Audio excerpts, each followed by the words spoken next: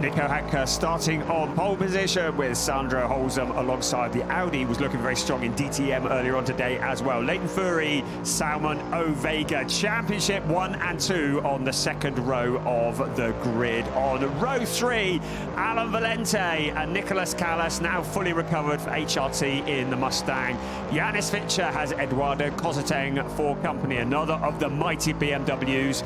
And then Simon Birch was frustrated at the Salzburg ring. Jonathan Chicotto was looking strong but didn't have the results at the Salzburg ring. Welcoming Senkia Motorsport, Richard Gonda at the wheel and Finn Wiebelhaus alongside.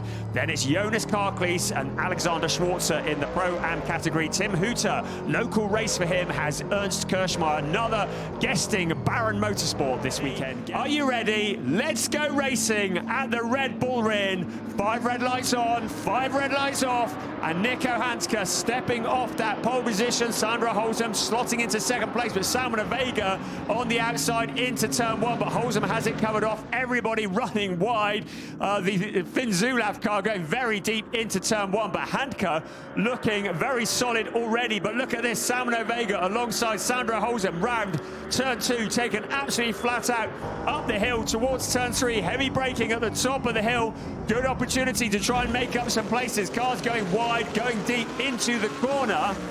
So everybody makes it around. No, they don't. That's Tim Hooter having a bit of a wild moment coming out of the corner, and I hope he can get that going again. He's kept it out of the fence, but Sandro Holzem has fended off Salman Owega. But what a great start for Nicolas Callas, up into 4th place. So the Mustang looking very strong. Another Mustang going wide. Also the Audi of Alan Valente also going wide, but Jonathan Chicotto also making good progress as well.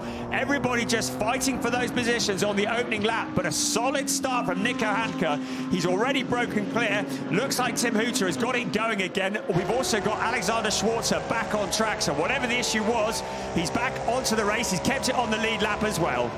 Yeah, I was watching that as you were watching the start of the race. So the Porsche came in, the back Autotech Porsche of Schwarzer. Now into turn 2, a corner that's taken flat out. Simon Birch with Gerhard Twereza. That's a driver we saw quite a lot of last year in various teams in the Lamborghini. Great to have him here on the outside into turn 3. Simon Birch has him covered off.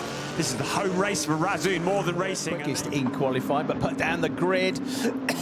Excuse me, as we got Yanis Fitcher once again, absolutely side by side with Leighton Fury. Leighton struggling a bit with the extra weight on the car, but the BMW he is making as wide and difficult to overtake as possible. But that's a mega move from the German driver Yanis Fitcher all the way around the outside at turn 9. Birch maybe struggling for pace a little bit. You saw him actually letting go of the steering wheel briefly there. That was out of turn 10. That would have been a fairly Mustang of Chicotto, which is at the moment hanging on to 10th place. Fitcher has found a gap again. This time he's up the inside on the way into turn 6. The Mercedes is ahead of the BMW. Left-hander coming up at turn 7 as they continue to run downhill, and that's another place gain then for the Mercedes, up now into 5th place. And then Simon Birch in the Porsche and Johnny Chicotto in the Mustang, also in that queue of cars, and that's what it looks like to have Johnny Chicotto breathing down your neck as they run downhill through the right-hander at turn 10. They go through that corner at about 140 kilometers an hour, this corner here at turn 10, and then downhill to the start-finish line, and then a steep climb uphill into the right-hander at turn 1. When they get to the top of the hill at turn 3, that's the heaviest braking zone, and they go all the way down to 60 kilometers an hour from 250 kilometers an hour at that point. And look at this, sorry to interrupt, the 2 HRT cars. We have seen them coming together on more than one occasion this year. At the moment, Nicolas Callas having a look on the outside of former champion Salman Owega. Ducks back to the inside. I don't know how much difference that 5 kilograms of success ballast makes. It must make a bit of difference, otherwise they wouldn't do it. But at the moment, Callas looking to be the quicker of the 2 into turn 4. He has the faster inside line. Under braking, Owega really has nothing to defend with. So Callas is through and into a podium position. But now Owega coming back at him in towards turn 5. There will come, but Callas has the inside line. I don't think Owega is going to have the grunt to just go round the outside. Callas might just give him the squeeze as well, but Owega never gives up, but finally has to yield that position. He's into 4th place at the moment. So picking up a slipstream along turn 2, that's Alan Valente, who's having a little look at the 11th place of Finn Wiebelhaus, just showing his nose on the outside. I think Wiebelhaus would quite like to have a challenge on Jonathan Cecotto, but he knows that if he goes to the outside. Further back though, the fighting continues. Eduardo Cosateng, Leighton Furry, Simon Birch, all together in the background. Jonathan Cecotto as well. This feels like something that could explode at any moment. And is Simon Birch going to try and follow him through with the Porsche? I think he will, you know, and he'll get the place done, not without a bit of contact. And then also coming through is the Mustang of Johnny Cecotto. So you lose one place, you lose 3 in this race. Salman Owega is the first of the front runners to pull the pin, come into the pits and make his mandatory stop. Finn Wiebelhaus will be limbering up in the wings. Owega already loosening the belts. There's no massive hurry here because they've got that minimum pit stop time from pit entry to pit exit of 85 seconds for the silver drivers. In the number 6 car, you're going to see Felix Hersiger jumping in to replace Tim Hooter. Felix Hersiger, who we've seen in Porsche 6 Carrera Cup Germany. We also saw him in DTM Trophy in 2020, so great to welcome him back to the ADAC circuit now. Right, out gets Salman Owega, in gets Finn Wiebelhaus, getting buckled up. So the team are playing the strategy here. There's Julian Hanses. Oh, he was brave last weekend. He got a wheel on the dirt on the 270km/h corner at Salzburg Ring.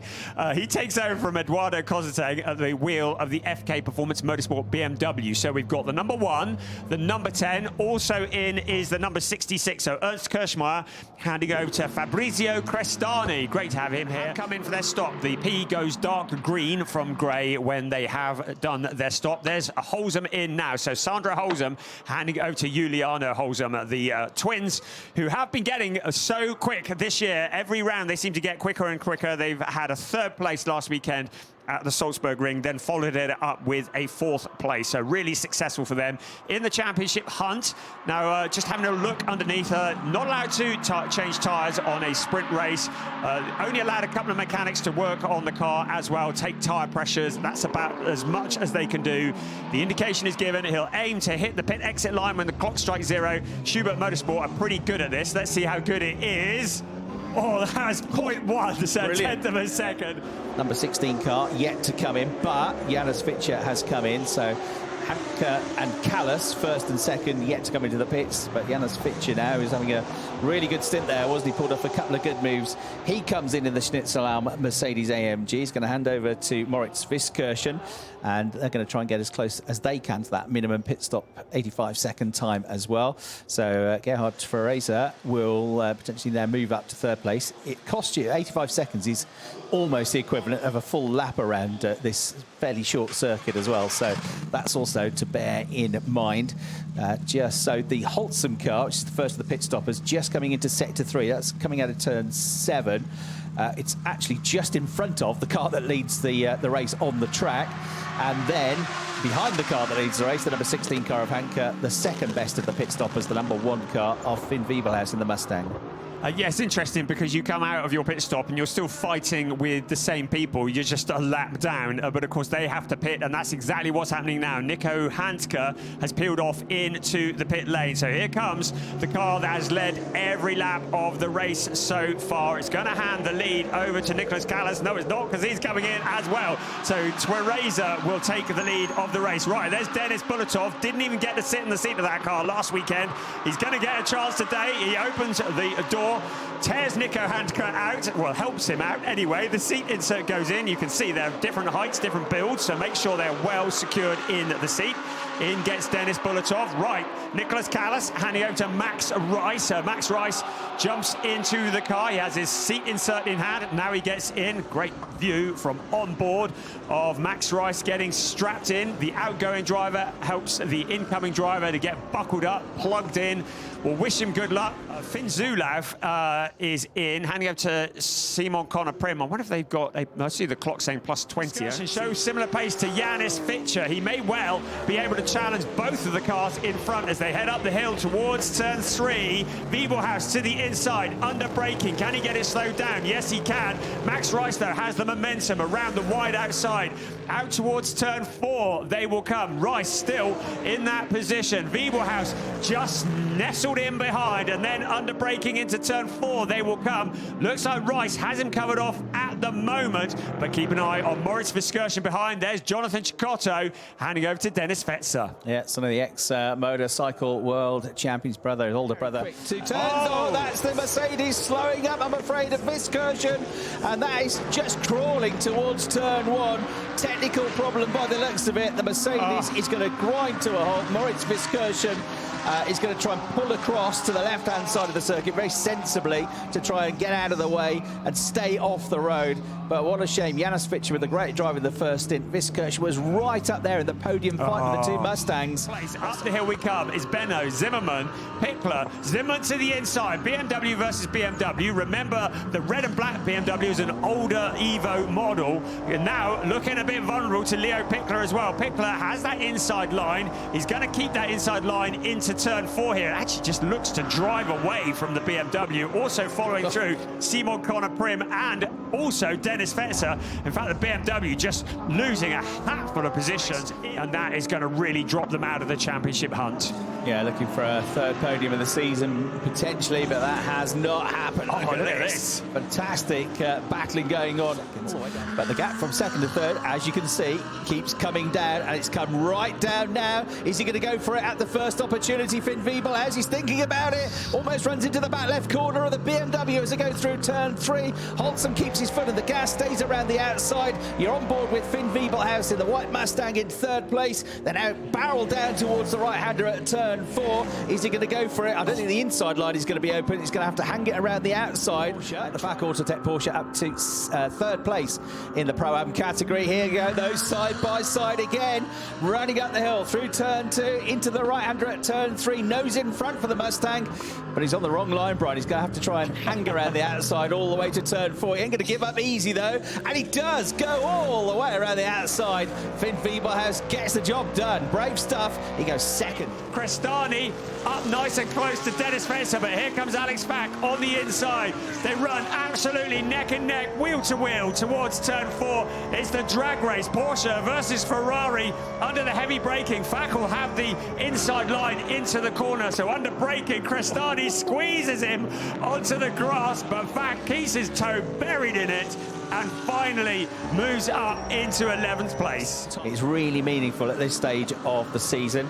Getting a replay now of the Porsche dipping a wheel, 2 wheels right over the curb.